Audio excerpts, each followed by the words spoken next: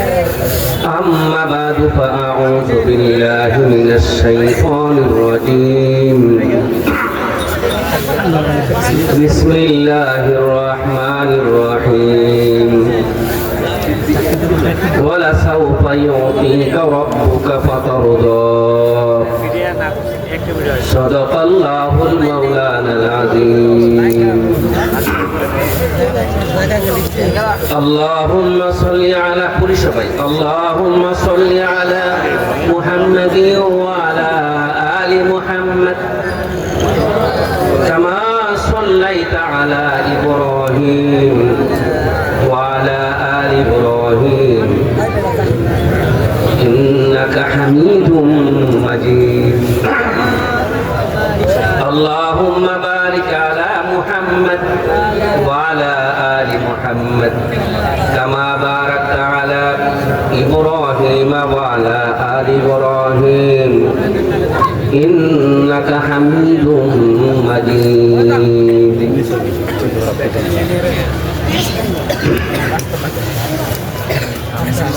Harinal Dakshinpara high school জামে মসজিদ যুব সমিতি উদ্যোগে আয়োজিত ঐতিহাসিক আন্তর্জাতিক তাফসীর কোরআন মাহফিলের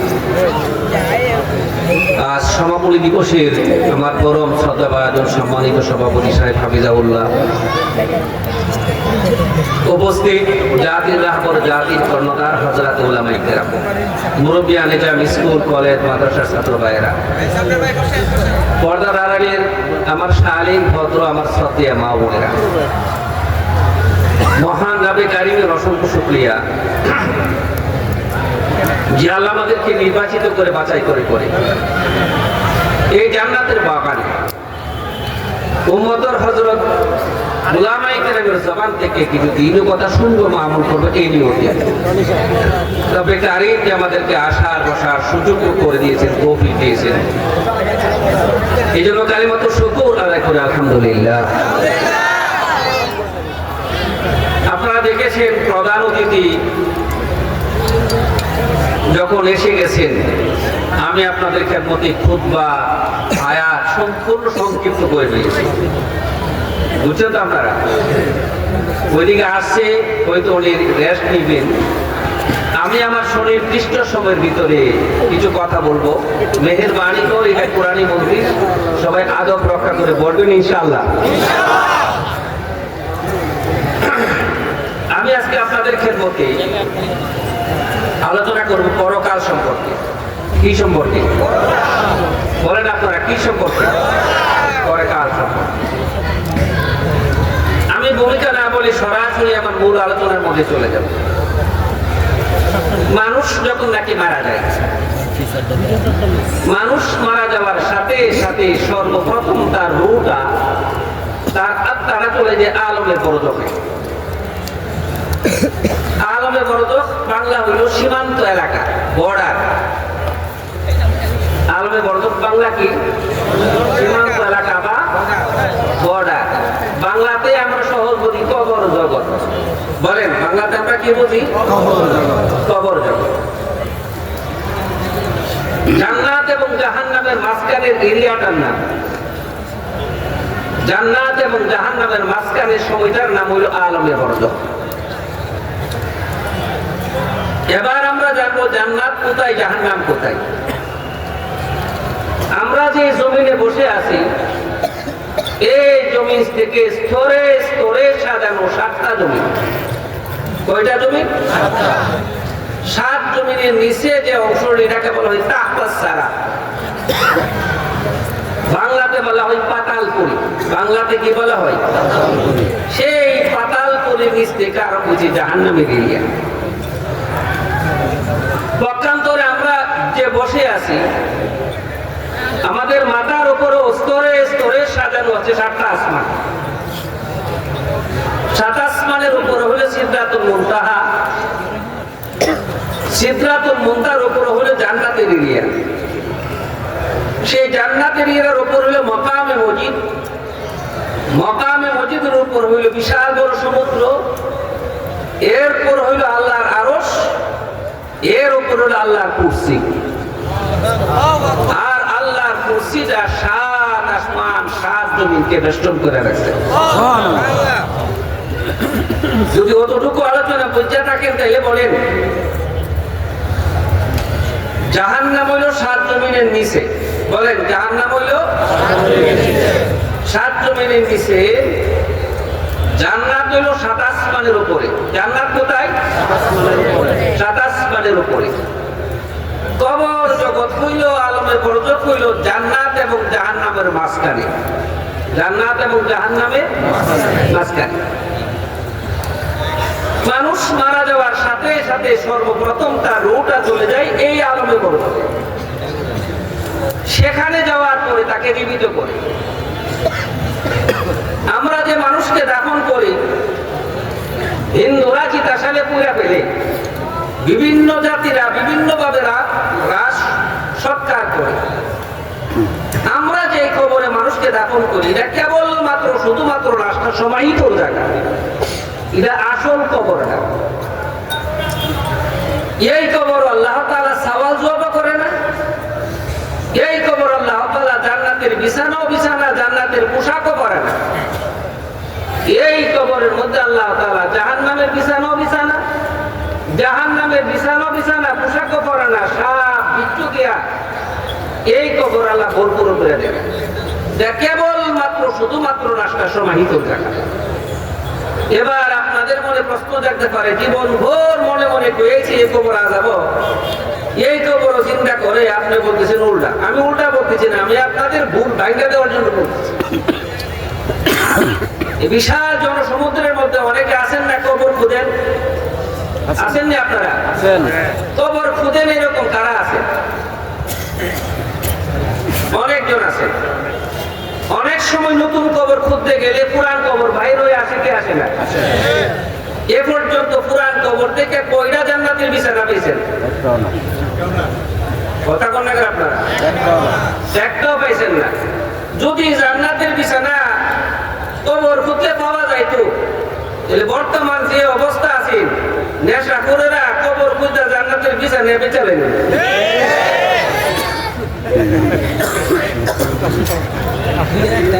পক্কান করে যদি আবার নতুন খবর খুঁজতে এসে যদি পুরান খবর পাওয়া যাইতো, আর পুরান খবর থেকে যদি জাহান্নামের লিলি সেটা আগুন প্রকাশ পাইতো, অথবা জাহান্নামের সাপ একটা শ্বাস পাইতো, তাহলে কবর খুদার মানুষ পৃথিবীতে খুঁজে পাওয়া যেত না। তাইলে এই কবরটা কেবলমাত্র শুধুমাত্র রাস্তা সমাহিত জায়গা, এটা আসল কবর না। বলেন এটা আসল কবর? যদি আপনারা কিছুক্ষণের জন্য বলেন এই কবর আসল কবর, ইসলাম অনেক প্রশ্নের সম্মুখীন হয়ে যাবে। ইসলামকে যদি কেউ জিজ্ঞাসা করে, বলো যাদের দাফন করে না মুমি কইরা রাইখা দেয়, তাদের সহযোগ পুরকানো হবে। ইসলামকে যদি জিজ্ঞাসা করে যাদের চিতাশালা পুড়া ফেলে, তাদের আযাব পুরকানো হবে। ইসলাম অনেক প্রশ্নের সম্মুখীন হয়ে যাবে। তাইলে মূলত আমাদের কবরটা কোথায়? মূলত আমাদের, বলেন আমার সাথে, মূলত আমাদের কবরটা কোথায়? এটা জানতে হবে। মানুষ মারা যাওয়ার পরে সর্বপ্রথম যখন আলমে বরজত তথা কবর জগতে যাওয়া হয়, সেখানে ফেরেশতারা সহজ 3টা প্রশ্ন করে। যে সমস্ত মুমিন মুসলমানরা 3 প্রশ্নের উত্তর দিতে পারে, তোমার রব কে, তোমার দ্বীন কি, তোমার মুহাম্মদুর রাসূলুল্লাহ সাল্লাল্লাহু আলাইহি ওয়াসাল্লামকে তুমি কতটুকু চিনো,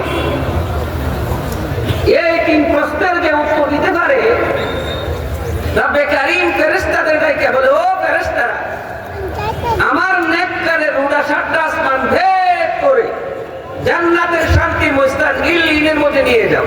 কোথায় নিয়ে যাও? বলেন কোথায় নিয়ে যাও? বেহেশতের মধ্যে নিয়ে যাও, ইল্লিনে নিয়ে যাও। সেই নেককারের রুডা ইল্লিনে নেওয়ার পরে তারে জান্নাতের বিছানা বিছায়া দেয়, জান্নাতের পোশাক পরায়া দেয়, নব দুলার মতো নতুন জামাইয়ের মতো এমন একটা ঘুম দেয়, সাইয়েদনা হযরত ইসরাফিল আলাইহিস সালাম দ্বিতীয় চিঙ্গা তোমার আগ পর্যন্ত সেই কবর জগতে ইল্লিনে আরাম শেষে ঘুমাইতে থাকে। পক্ষান্তরে যেই পাপী তিন প্রশ্নের উত্তর দিতে পারে না, পক্ষান্তরে যে পাপিষ্ট তিন প্রশ্নের উত্তর দিতে পারে না। আল্লাহ বলেন এই পাপিষ্ট রুডারে 7 জমিনের নিচে জাহান্নামের সবচেয়ে ভয়ঙ্কর জায়গার নাম হলো সিজ্জিন। বলেন জাহান্নামের সবচেয়ে ভয়ঙ্কর জায়গার নাম কি? এই পাপিষ্ট রুডারে সিজ্জিনের মধ্যে নিয়ে যায়। সিজ্জিনে নিয়ে যাওয়ার পরে তারে জাহান্নামের বিছানা বিছায় দেওয়া হয়, জাহান্নামের পোশাক পরে দেওয়া হয়, তার কবরটাকে সাপ বিচ্ছু দ্বারা ভরপুর করে দেওয়া হয়। নবীজি বলেন তার কবরটা এত সংকীর্ণ করে দেওয়া হয়, কবরের সংকীর্ণতার কারণে তার এক পাজরের হাত দিয়ে আরেক পাজরের ভিতরে এভাবে ঢুকে যায়। এইভাবে সে কতদিন থাকে? যেই মানুষটা কিয়ামতের দিনও মারা যাবে, এই মানুষটা কমপক্ষে কবর জগতে থাকতে হবে 40,000 বছর। কত বছর? কত বছর? আল কবর রওজাতুম মিন রিয়াজিল জান্নাহ আও হুফরাতুম মিন হুফারিন নার। এই জন্য রহমতে আলম নবী বলেন কবর কোন মানুষের জন্য জান্নাতের একটা টুকরা, কবর কোন মানুষের জন্য জাহান্নামের একটা গর্ত। তাইলে কবর জগতে কমপক্ষে কত বছর কেমন লাগবে? 40,000 বছর। নেককার হলে কোনখানে? বলেন নেককার হলে কোনখানে? ইল্লিনে। বদকার হলে কোনখানে? সিজিনে। এবার আরেকটা ভুল ভাঙা দেওয়া লাগবে। এবার আপনারা বলবেন হুজুর আমরা যে কবর জিয়ারত করি দেবজি পাও, তোমরা এটা পাও না। আপনাদের এখানে বিদ্যুৎ কেন্দ্র কোথায় আছে? Power house. আপনাদের বিদ্যুৎ কোথা থেকে আসে? বুড়াশাল থেকে। বুড়াশাল থেকে একটা তারের সম্পর্ক থাকার কারণে এখানে লাইট জ্বলে। মূলত আপনাদের এখানে বিদ্যুৎ উৎপন্ন হয় না, উৎপন্ন হয় বুড়াশাল। বুড়াশালের সাথে একটা তারের সম্পর্ক থাকার এখানে লাইট জ্বলে। ঠিক না ঠিক? ঠিক তদ্রুপ ভাবে আলমের বরজকের সাথে, ইল্লিনের সাথে, সিজ্জিনের সাথে আমাদের এই কবরের মধ্যে একটা তারের সম্পর্ক আছে। মিনহা খালাকনাকুম ওয়া ফিহা নুঈদুকুম ওয়া মিনহা নুখরিজুকুম তারাতান উখরা। এই তারের সম্পর্ক থাকার কারণে এই কবরে কোনো মানুষ যদি ইসালে সোয়াব করে, এই কবরে কোনো মানুষ যদি দোয়া মাগফিরাত করে, সাথে সাথে তারের সম্পর্ক থাকার কারণে ওইখানে গিয়ে আলো জ্বলে, ওইখানে গিয়ে পৌঁছা যায়। এই কবরের সাথে ওই কবরের এমন একটা সম্পর্ক। এবার আমি আপনাদের আরেকটা সুসংবাদ শোনাই। কোন মানুষ যখন মারা যায়, যদি মানুষটা নেককার হয় ইল্লিনের মধ্যে যায়, জান্নাতে যায়, আপনারা সহজ বুঝবেন। নেককার হয় যদি জান্নাতে যায়, আপনার আগে যত আপনার আপনজন মারা গেছে, আপনার আম্মা, আপনার আব্বা, আপনার দাদা দাদি, নানা নানি, সুজন যারা মারা গেছে, তারাও যদি নেককার হয় আপনি মারা যাওয়ার সাথে সাথে সমস্ত রূহগুলি জান্নাতের মধ্যে আপনার ইস্তেকবাল দেওয়ার জন্য দাঁড়িয়ে যাবে। আপনি সেখানে যাওয়ার পরে কোনো চিন্তা নাই, গিয়া দেখবেন আপনার আম্মা এখানে আগে বসা, আপনি গিয়া দেখবেন আপনার আব্বা সেখানে আগে বসা। আপনি সেখানে পৌঁছার পরে দেখবেন আপনার আত্মীয় স্বজন যারা জান্নাতি সবার সাথে আপনার পরিচয় নিমিষের মধ্যে হয়ে যাবে। আপনার আব্বা আপনারা জিজ্ঞাসা করবো, কিরে তোর ছোট চাচা কি এখনো দুনিয়াতে আছে? সেটা আইলো না।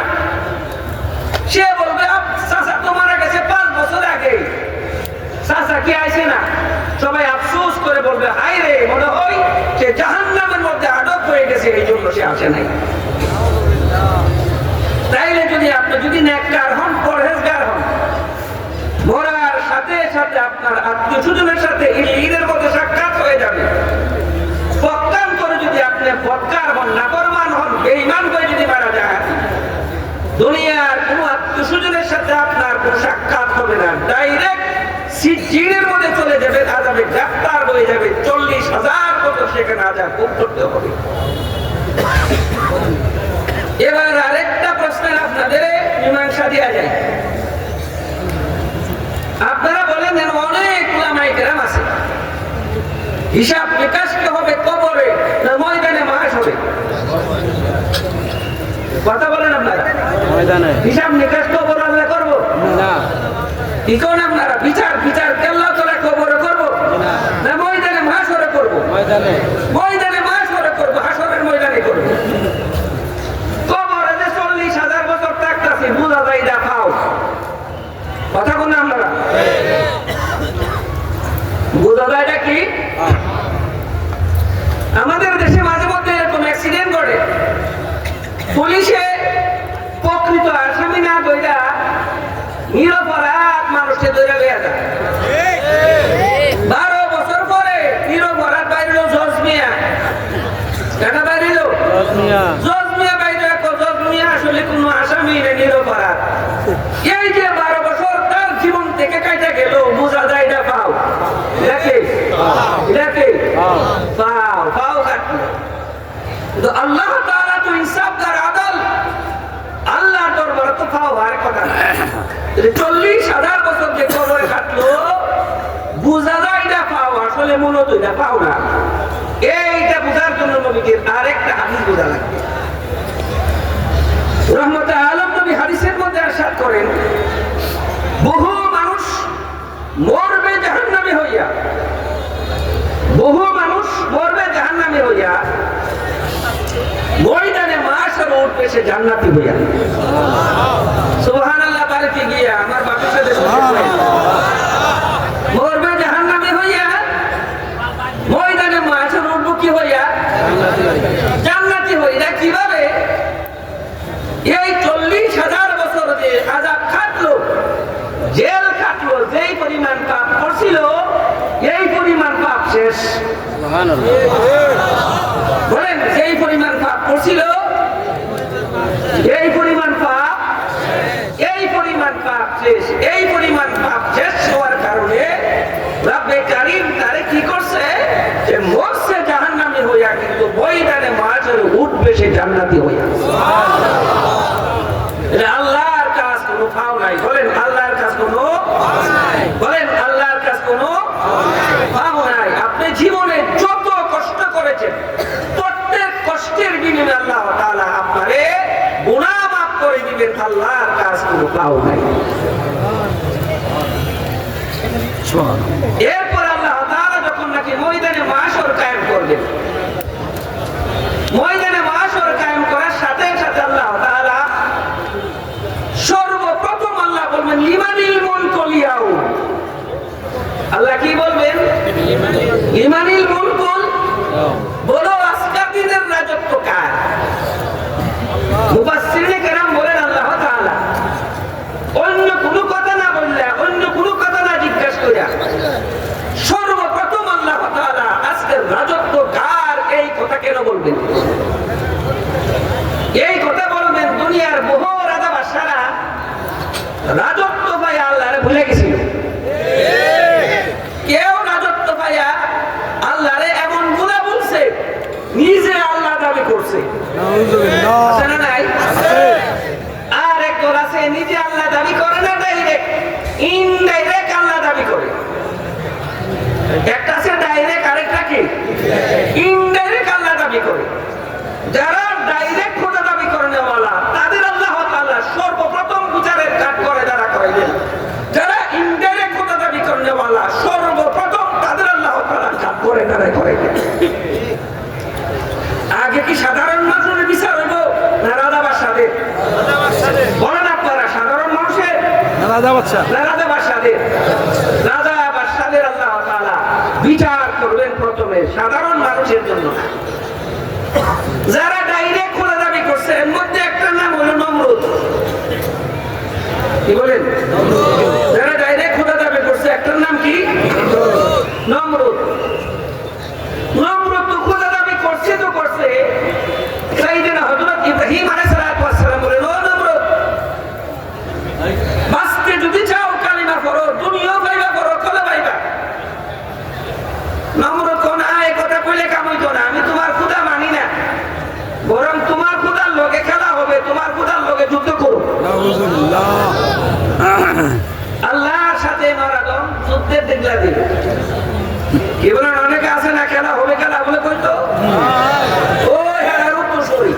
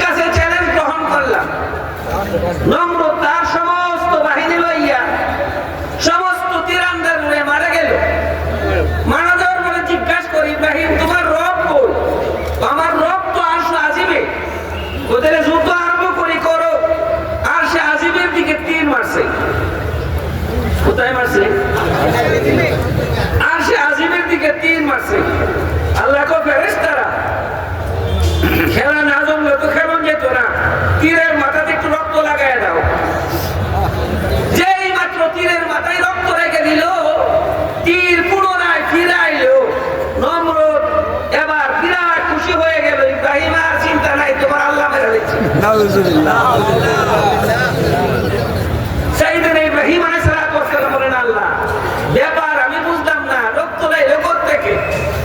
ইব্রাহিম আলাইহিস সালাম যখন একটু হতাশাগ্রস্ত হয়ে গেলেন, আল্লাহ বলেন, ইব্রাহিম চিন্তা করো না, বাহিনী আইতাছে, সবচেয়ে বড় পৃথিবীর শক্তিশালী বাহিনী, সেই বাহিনীর নাম হলো মশা বাহিনী। নাম কি? আপনারা সেই তথ্য হয়তো জানেন, দুনিয়ার মধ্যে সবচেয়ে বেশি মানুষ মারা যায় মশার কামড়ে। সাপের কামড়ে অ্যাক্সিডেন্টে এত পরিমাণ মানুষ মারা যায় না, অথবা কোনো রোগের প্রাদুর্ভাবে এত মানুষ মারা যায় না। দুনিয়ার মধ্যে সবচেয়ে বেশি মানুষ মারা যায় মশার কামড়ে। ডেঞ্জার বাহিনী, এটা কি বাহিনী? ডেঞ্জার বাহিনী। আর এই মশা আসছে দুনিয়ার কোনো মশা না, ডাইরেক্ট জাহান্নাম থেকে আইছে এডিস মশা। আসার পরে এমন মশা, এটার টিপ দিলেও মরে না, বসা দিলেও মরে না। আর এটার এত বড় পাওয়ার, যেই মাত্র একটা কামড় দেয়, একটা সৈনিক কয়টা ফাইটা দুনিয়াতে বিদায় হয়ে যায়। একটা কামড় দিয়ে যখন কয়লা ফাইটা দুনিয়াতে বিদায় হয়ে যাইতেছে, বাঁচার যখন আর কোন সুযোগ দেখতেছে না, নমরুদ ছেপ না পায় দেখতেছে চোখের সামনে তার সমস্ত সৈনিক দুনিয়াতে বিদায় হয়ে যাইতেছে। এবার নমরুদ জান বাঁচাবার জন্য সাগর পাড়িদের দূর দিছে। যেই মাত্র দূর দিছে, সাগর পাড়ের কাছে বসা আছেন একজন প্রতিবন্ধী মশা, ন্যাংরা মশা। তো আল্লাহ এদিন জায়গা বড়রা জায়গা ধরতাম জায়গা কত। এই মশা তো জাহান্নামের মশা, প্রশিক্ষণ প্রাপ্ত, এমন প্রশিক্ষণ প্রাপ্ত, বলছে মার মত, তবে এভাবে না, ধীরে ধীরে আস্তে আস্তে কইসা মারো, এমনি মারতাম না, না খেয়ে দিয়া দুইটা একবারে মগজ মাথার তালুর ভিতরে গিয়ে বসে, বোয়ার পরে ডাইন দিকে একটু যখন মারে, বেটাই কাতর হয়ে ইস করে, আবার বাম দিকে যখন মারে, বেটাই কাতর হয়ে ইস করে। মন্ত্রী পরিষদ বলল, আপনি এত বড় ক্ষুধা দাবি করেন, অথচ আপনার মাথার মধ্যে মশা কামড় দিয়ে আপনি ইস করেন, এটা কেমন কথা? নিজের মাথা নিজে কত কাতরাইবেন, দুইজন কামলা রেখা দেন, দুজন কি রেখা দেন, কামলা দুজন রেখা দেন, দুইজন কামলা রাখবো, একজন ডাইনে একজন বামে। ডাইনে যখন ইস করে ডাইনে একটা মারে, বামে যখন ইস করে বামে একটা মারে। কিছুদিন পর্যন্ত থাপ্পড় মারার পরে আর থাপ্পড়ে কাম হয় না, আর কি হয় না, থাপ্পড়ে কাম হয় না। তারপরে বললে কাজ করো, থাপ্পড়ে কাম যে হয় না, একটু চামড়া দিয়ে কিছু বানাও। আমাদের দেশে চামড়া দিয়ে কি বানা? জুতা। বলেন আমাদের দেশে চামড়া দিয়ে কি বানা? জুতা। এই চামড়া দিয়ে সর্বপ্রথম জুতা বানাইলো, ডাইনের কামলার কাছে ঠাস করে একটা ডাইন দিয়ে মারে, বামে ইস করলে বামে মারে। আল্লাহ তাআলা দেখাই দিলেন, যারা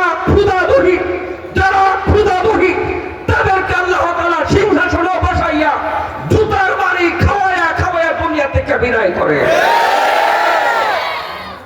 দুদিকে জুতার বাড়ি, দীর্ঘদিন পর্যন্ত জুতার বাড়ি দেওয়ার পরে জুতা আর কামনা। বলেন দীর্ঘদিন করে জুতার বাড়ি দেওয়ার পরে জুতা আর কামনা। এবার বসে করে জুতা কাম হইতো না। আগলা দিনের মানুষ যারা আছেন মুরব্বীরা, দরজার মধ্যে একটা বেন্দা আছেন না, আরে দরজার বেন্দা দেখছেন আপনারা? আপনারা কাছে কি কইরা বেন্দা হয়, এই বেন্দা আর জুতা কাম হইতো না। একটা হচ্ছে ডাইন দিকে বেন্দা, আর একটা হচ্ছে বাম দিকে বেন্দা। আর কত সারি করুন, এরা সারি করতাম না। আর একবার ইস করো, খোঁজ করো, যেই মাত্র ইস করছে, ডাইনেরটা এমন সজোরে আঘাত করছে, মাথা দুই পাক হয়ে গেছে, মশার জায়গা চলে গেছে, ফেরাউন সাথে সাথে জাহান্নামে চলে গেছে। রব্বে কারীম দেখাই দিলেন, যারা ক্ষুধাবহী একবারে জুতার বাড়ি খাওয়ায় দুনিয়া থেকে বিদায় করে, আর ফেরাউনের মতো যারা ছিল তাদের পানিতে সুবায় মারে। যারা ক্ষুধাবহী তাদের পরিণতি একটারও ভালো হয় না। ঠিক না বেঠিক?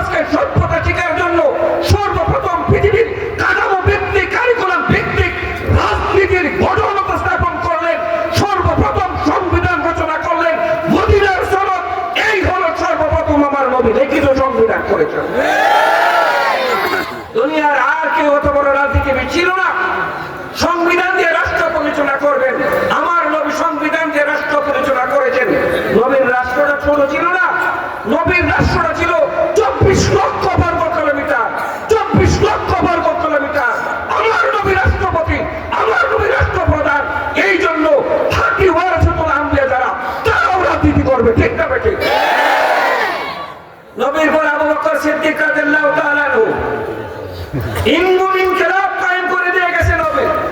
এই ইনকিলাবের কারণে হযরত আবু বকর সিদ্দিক রাদিয়াল্লাহু রাষ্ট্রটা ছিল 44 লক্ষ বর্গ কিলোমিটার।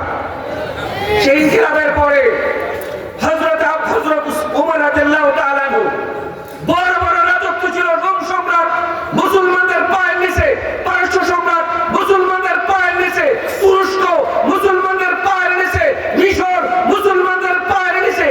আস্তে আস্তে আস্তে আস্তে একটা দুইজন না 66 লক্ষ বর্গ কিলোমিটার হযরত ওমর রাদিয়াল্লাহু শাসন করেছে। ঠিক না বেঠিক? এত বড় রাষ্ট্রপ্রধান গোটা পৃথিবীতে আর নাই, অর্ধ পৃথিবী যিনি শাসন করেছেন। তোমরা বড় মৌলবীর রাজত্ব কেড়ে করো, মৌলবীর বাপেরাই করছে রাজত্ব। আবার আমরা কিছু বললে বলে মৌলবীরা এত আন্দোলন করে কেন? কি কয় না? এরা ঘরের মধ্যে বয়ে তসবিহ জপো, এরা এত বড় বড় আন্দোলন করে কেন? আমার নবী 10 বছর, কত বছর? 10 বছর 44টা যুদ্ধ করেছেন। কতটা? সারা জীবন ভর শুধু নাম শুনছেন নবী রহমাতুল আলামিন। এটা জীবন সত্য, এটা 1000 গুণ সত্য হলো নবীউল মালাহিম। আমার নবী ছিলেন যুদ্ধের নবী, জিহাদের নবী। নবী কাফর ছিলেন না, সিদ্ধা ওয়ালাল কুফার রুহামা বাইনাহুম। জীবনে কোনোদিন নবীজি বাতিলের কাছে আপোষ করে নাই। ঠিক না বেটে? এই জন্য আমাদের জুলাই যোদ্ধারা গর্জে উঠেছিল, আপোষ না সংগ্রাম। বলো তোমরা, আপোষ না সংগ্রাম। গুলামি না আজাদি, গুলামি না আজাদি। ইনকিলাব, ইনকিলাব। রাত্রে ভাত খাইছেন না? আরে রাত্রে ভাত খাইছেন না? আমি তো 3 মাস ধরে চিল্লাইতেছি, আপনারা একদিন চিল্লাইতে পারেন না? আমার নবী জীবনে কোনোদিন বাতিলের সাথে আপোষ করছে? আমি জীবনে কোনোদিন বাতিলের সাথে আপোষ করছে? আমার জীবনে কোনোদিন মাথা নত করেছে? কি করেছে জানেন? নবী এই 10টা বছরের মধ্যে 44টা যুদ্ধ করেছে।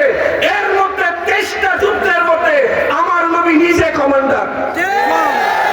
পুরুষের যুদ্ধ না, যুদ্ধ লাগাই দিয়ে এসির ভিতরে ঘুমায় নাই। আগে সবার আগে ঠিক না বেঠে? সবার আগে নবী দাঁড়িয়ে গেছেন বুক টান টান করে। আনা নবিউল্লাহ কাযিব, আনা ইবনে আব্দুল মুত্তালিব দাঁড়িয়ে গেছে, আমি কুরাইশ বংশ, আমি সত্যিকারের নবী, বাতিলের কাছে কোনোদিন মাথা নত করি নাই। এই জন্য জুলাই যোদ্ধারা শক্তি পাইল কই? এরা হইল নবীর খাঁটি রাসূল উম্মত, এরা হইল নবীর শরীর। এরা কি নবীর? এরা কি নবীর? এই নবী সৈনিক হওয়ার কারণে তাদের ভিতরে আছে ইমানের স্পন্দন, বুকে আছে ইমানের গুঞ্জন, যার কারণে বুকের তাজা রক্ত ফেলে দিয়েছে, বুলেটে বলি জর্জরিত হয়েছে, বুক পেতে দিয়েছে, তারপরও পিছপা হয় না, কারণ তাদের ভিতরে ইমানের গুঞ্জন আছে। ঠিক না বেঠিক? ইমানের গুঞ্জন আছে, ইমানের প্রেরণা আছে। তারা আশিকে রাসূল, যারা আশিকে রাসূল বুলেটকে ভয় পায় না। ঠিক না বেঠিক? 44টা যুদ্ধ নবীজি করেছেন, 23টা যুদ্ধের মধ্যে আমার নবী কমান্ডার। তোমরা বড় মৌলবীরা আন্দোলন করে কেনে? মৌলবীরার বাপে নবী করে গেছে। ঠিক না বেঠিক? হ্যাঁ, নবী কইরা দেখাই দিয়ে গেছেন। এর মধ্যে ভাগ্য না, সামনে দাঁড়াইয়া 23টা যুদ্ধের মধ্যে কমান্ডার আমার নবী। 23টা যুদ্ধে মনে করেছো নবী কাফরস? কইলা শুধু দফা আঙ্গুল দেখো, রাহমাতুল আলামিন, রাহমাতুল আলামিন। নবী 1000 গুণ হইল নবীউল মালাহিম। নবীউল মালাহিম জিহাদের নবী, বিপ্লবের নবী। ঠিক না বেঠিক? মাথা নত করে নাই, মাথা নত জানতেও না। ঠিক না বেঠিক? তোমরা ব্যাখ্যা থাকো, উলামায়ে কেরাম রাজপথে রক্ত দেখেন, নবী দিয়ে গেছে। কথা বলেন, নবী দিয়ে গেছে, নবী দিয়ে গেছে। আজকে ভারতবর্ষের মধ্যে 100 কোটি মুসলমান, আলহামদুলিল্লাহ। আরে কথা বলেন, ভারত, বাংলাদেশ, পাকিস্তান, মায়ানমার, ভুটান সহ সারা পৃথিবী মিললে 100 কোটি। আমাদের ভারত একটা রাষ্ট্রে 100 কোটি। কথা বলেন, এমনি আইছে? আরে এমনি আইছে? তসবিহ পাইছে না? 17 বছরের যুবক মোহাম্মদ ইবনে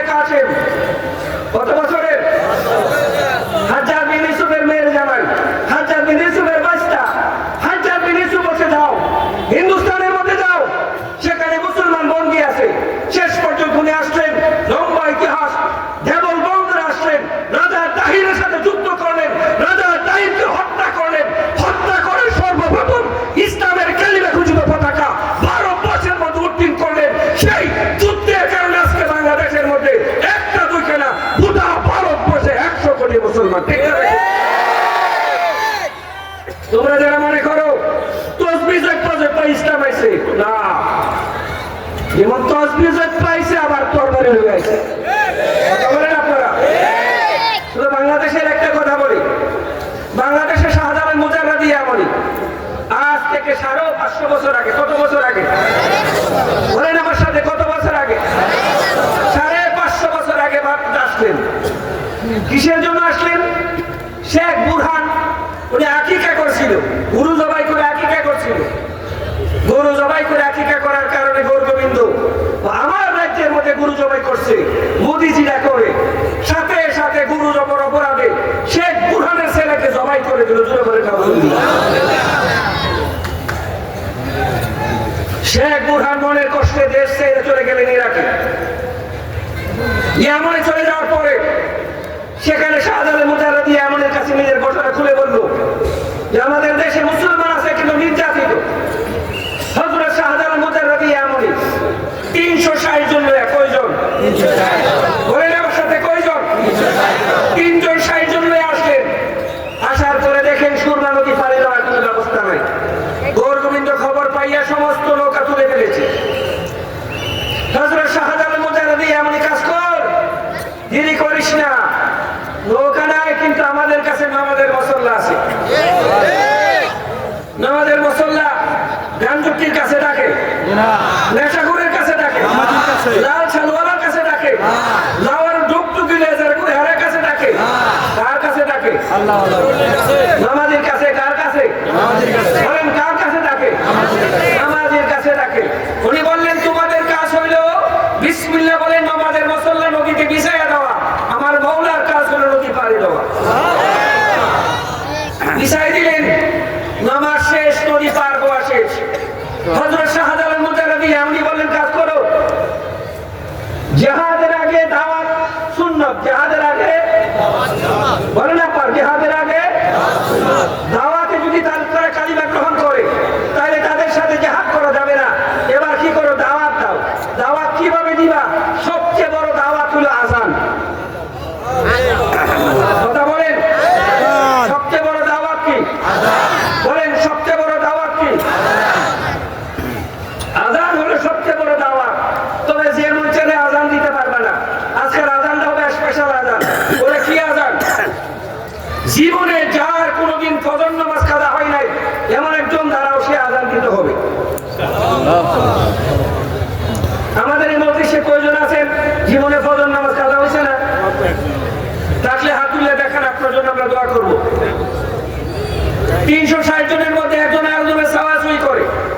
সিপাহসালার আর নাসির গাজী, যার নামে নাসিরনগর ব্রাহ্মণবাড়ির একটা থানা আছে, সিপাহসালার নাসির গাজী দাঁড়ায় গেলেন, হুজুর আমার মনে হয় প্রাপ্তবয়স্ক হওয়া থেকে আজ পর্যন্ত জীবনে আমার কোনোদিন ফজর নামাজ কাজা হয় নাই। সুবহানাল্লাহ, আগামীকাল করেন। বলে তাই নাকি? তোমার কাজ করো, দেরি করো না, ওই পাহাড়ের চূড়া উঠে আযান দাও।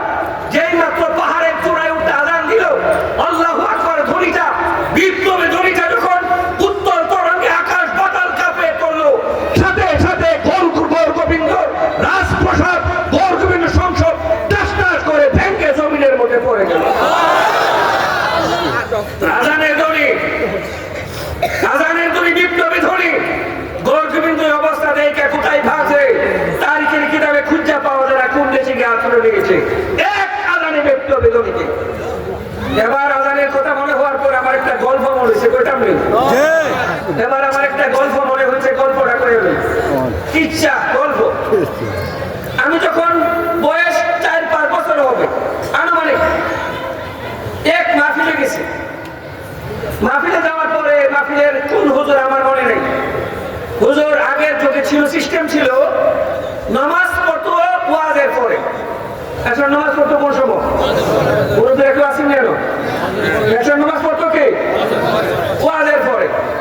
তবে ওয়াজ শেষ, যেই মাত্র আযান দিত অর্ধেক মানুষ চলে যেত আর অর্ধেক মানুষ নামাজ পড়তো। ঠিক না বেঠিক? এইরকম দৃশ্য ছিল। হুজুর ছিল বড় সালাক। হুজুর কি ছিল? হুজুর বলতেছে তোমরা শয়তান দেখছো নি? বলে না হুজুর আমরা তো শয়তান দেখছি না। তো আজকাল শয়তান তোমরা শয়তান। এটা আজান দিলে বাগে, এটাও শয়তান। এখন সবাই ছায়া থাকবা কোনটা জায়গা, কোনটা বাগে শুধু দেখবা। এখন তো আজান দিছে আর কেউ জানা। আমি একটাই সেই কথার সাথে আর একটা শব্দ মিস্তি লাগাবো, যে আজানে আপনাকে টাইনে মসজিদ আনতে পারে না, যে আজানে আপনাকে টাইনে মসজিদ আনতে পারে না, আমি কসম খাইতে চাই না এই ঈমান দিয়ে আপনি কোনোদিন ফুল ছাড়া পারে দিতে পারবেন না। আজান হওয়ার পরে আপনার ঈমানে যদি মসজিদে না আনতে পারে, আজান হওয়ার পরে যদি ফজরের ঘুম যদি আপনি না চাটতে পারেন, ঈমান নিয়ে আপনি কোনোদিন জান্নাতে প্রবেশ করতে পারবেন না। এই জন্য পরিষ্কার হযরত শাহজালাল মুজাদ্দিদি আমলে এরপরে সিলেটের মধ্যে আসলেন, একাধিক যুদ্ধ করলেন, ইতিহাস সাক্ষী 360 জন আসছেন, একজনও দেশে ফিরে যায় নাই। এই দাওয়াতের জন্য, জিহাদের জন্য সবাই বাংলাদেশে টাইকা গেছে। তারা কেউ ইসলামের জন্য আসছিল, জীবন দিয়ে গেছে, জান দিয়ে গেছে, দেশে ফিরে যায় নাই। যার কারণে আজকে আমরা ইসলাম ধর্ম গ্রহণ করতে পারছি। ঠিক না বেঠিক? ওনারা যদি জিহাদ না করতেন, ওনারা যদি দাওয়াতের কাজ না করতেন, তাইলে আজকে গাজীপুরের বিশাল সমাবেশ আমরা হতে দেখতে পারতাম না। উনাদের কান্না, উনাদের দেখতে দিকটা, উনাদের জাহাদ, উনাদের তালিম, উনাদের দাওয়াতের কারণে আজকে এই সুন্দর পরিবেশ আমরা পাইছি। ঠিক না বেঠিক? এই জন্য যারা একথা বলে যে মৌলবীরা আন্দোলন করে কেন, মৌলবীরা আন্দোলন করে কেন জানেন? মৌলবীরা হলে আন্তম রিবাত উদ্দায়েন, দ্বীনের অতন্ত্র প্রহরী। যদি দ্বীনের ভিতরে যদি বেশকম দেখে, দ্বীনের ভিতরে যদি বেশকম দেখে, তারা হলো সীমান্ত রক্ষীর মতো। একটা বেশকম দেখলে সহ্য করে না, তখন তারা গর্জে ওঠে। ঠিক না ঠিক? তবে মৌলবীদের কাছে কোনো অস্ত্র নাই। কি নাই বলেন? কি নাই? অস্ত্র নাই, শক্তি নাই, কিচ্ছু নাই। তবে একটা জিনিস আছে, এই জিনিস আছে, এটা দেখবার জন্য আপনারা রাতের বেলা যাইতে হবে বাজারে। বাজারে গিয়া দেখবেন পাহারাদার। কথা বলেন? বাজারে গিয়া দেখবেন পাহারাদার খুব জোয়ান না বুড়া? আরে পাহারাদার কোন জোয়ান থাকে? সবগুলি যাই দেবা মুসলমান। আবার অস্ত্র কি? একটা লাড়ি, আর একটা বাড়ি, বাঁশি, আর একটা প্যাকেট আবল বেরি। কি বলেন? এটাই তো একটা লাইট, একটা বাঁশি, একটা লাড়ি, আবল বেরি। এটা হলো পাহারাদারের অস্ত্র। পাহারাদারে আমরা যখন রাতের বেলায় মাহফিল করে যাওয়ার পথে রাস্তারে গেলে তখন হ্যাঁ আমাদের ভরসা রাখে, এরেজি গেলে রাস্তা বই দিতে পারবো। ঠিক না বেঠিক? আমরা বাজার বিচারি, রাস্তা হারাইলেছি, বাজারটা পাইলে চলবো। বাজার পাইলে কে আর হিসাব মনে করেন আবুল কিন্তু ধরাইতেছে, মনের সুখে টানতেছে। আচ্ছা বলেন তো, ডাকাইতে যারা আছে এরা অস্ত্র ছাড়াই না অস্ত্র লয়া? বলেন আমার সাথে, অস্ত্র ছাড়া না অস্ত্র লয়া? অস্ত্র লয়া। একজন নাই না দল মাইন্দা? দল মাইন্দা আয়া দেখে চাষা কেবলমাত্র শুধুমাত্র একটা লাড়ি লইয়া আর একটা বাঁশি লইয়া, লাইট লইয়া, যেই মাত্র লাইট মারে ডাকাইত তখন দূর মারে। কেন? ডাকাই তো জানে যদিও চাষার জোর নাই, হাতে লাড়ি নাই, কিচ্ছু নাই, চাষার একটা ডাক আছে, ডাকাই তাইছে রে।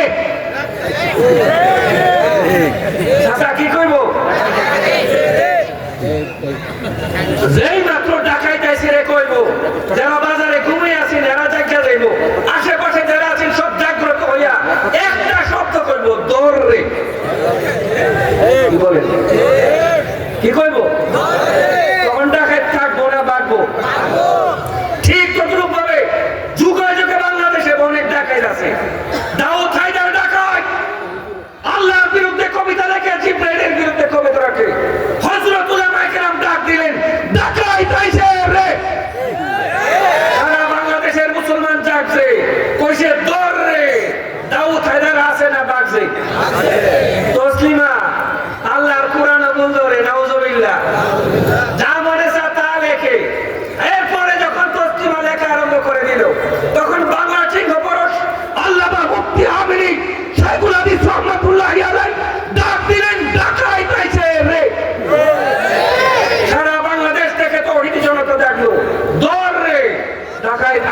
বাড়ছে বাড়ছে।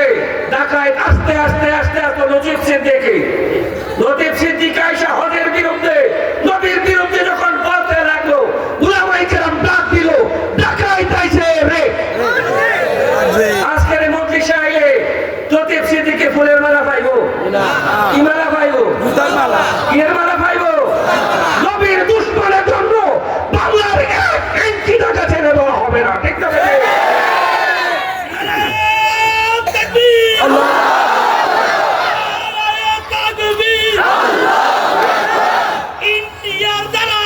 হুশিয়ার সাবধান, ইন্ডিয়ার দালালেরা হুশিয়ার সাবধান, গুলামিনা আজাদি আজাদি আজাদি, গুলামিনা আজাদি আজাদি আজাদি, দিল্লি না ঢাকা ঢাকা ঢাকা, দিল্লি না ঢাকা ঢাকা ঢাকা, নারায়ে তাকবীর, আল্লাহ হাইয়াকাল্লাহ জাযাকাল্লাহ, আমিন।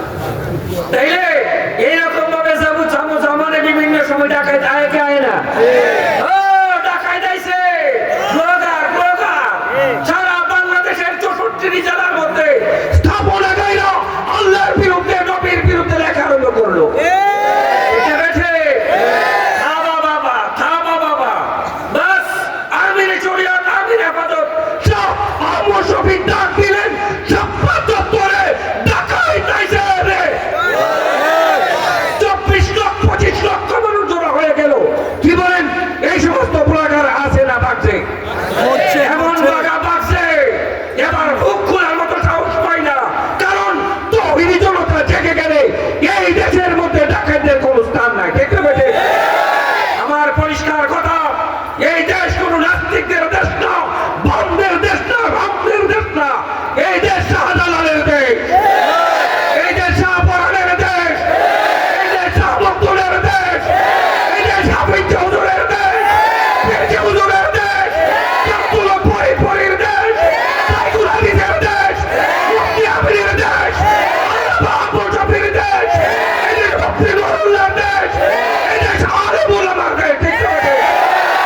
তোমরা যারা মনে করো বড় বড় আলেম উলামা বিদায় হয়ে গেছে, নূর হোসেন কাশিমি বিদায় হয়ে গেছে, ভাগ খালিরা নবীর প্রত্যেকটি উম্মত, প্রত্যেকটি নবীর সৈনিক।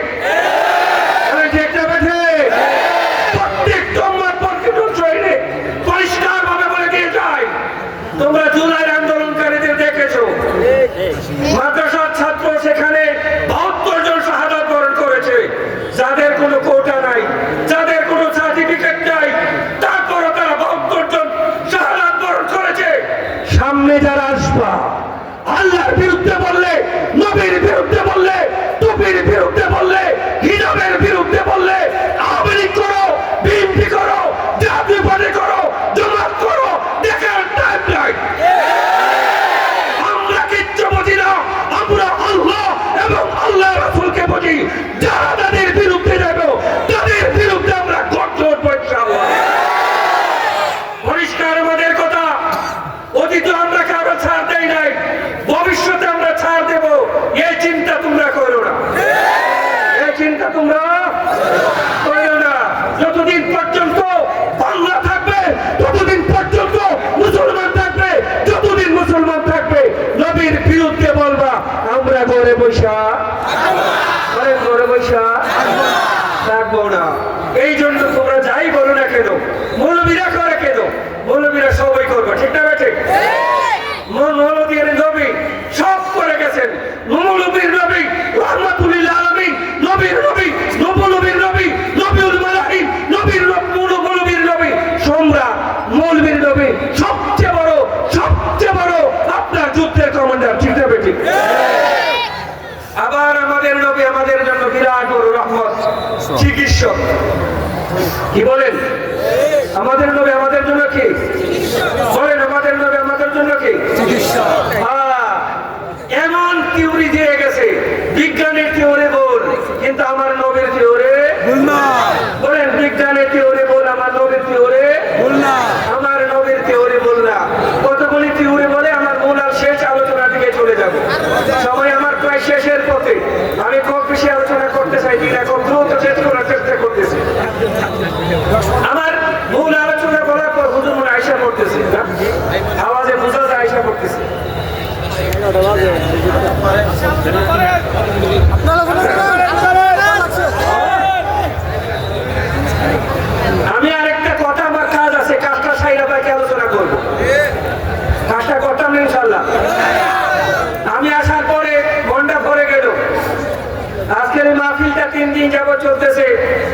বাংলাদেশের প্রকৃত যশ উলামায়ে কেরাম যারা আছেন অধিকাংশ এখানে আছে, ঠিক না বেঠিক? এত বড় মাহফিল, এত বড় ইন্তজাম, এত বড় গেট, এত বড় ইন্তজাম আমি দেখার পরে আশ্চর্য হয়ে গেলাম যে কতগুলি ছেলে এবং মুরব্বীরা বেশি এত বড় সুন্দর একটা ইন্তজাম করছে। এই ইন্তজামটা এবছর শেষ হতো না কিয়ামত পর্যন্ত চলতো? এবছর যেরকম হয়েছে আগামী বছর যেটা আর একটু বড় হয় মনে করেন আপনারা? বড় হলে সমস্যা আছে, আমরা যারা ছোট এরা দাওয়াত পেতাম না। তারপরও বড় হোক, তারপরও বলেন, তারপরও বড় হোক। বড় হইতে গেলে আমরা যদি একটু সহায়তা, আমরা যদি একটু প্রেরণা না যোগাই তাহলে বড় হওয়া সম্ভব হবে? কি বলেন আপনারা, সম্ভব হবে? এটা দিনের সবচেয়ে বড় একটা দাওয়াত। আমার একটা কথা বুঝলে আপনারা বুঝবেন, মাদ্রাসায় পড়াশোনা করে কেবলমাত্র শুধুমাত্র 3% লোক। কত পার্সেন্ট? বলেন আমার সাথে, কত পার্সেন্ট? 3% লোক মাদ্রাসায় পড়াশোনা করে, বাকি 97% লোক স্কুল কলেজ ইউনিভার্সিটিতে পড়ে। বড় পরিতাপের বিষয় হইল আমাদের সিলেবাসের মধ্যে দিন শিক্ষার কোনো ব্যবস্থা নাই। কথা বলেন, আমাদের সিলেবাসে দিন শিক্ষার কোনো ব্যবস্থা নাই।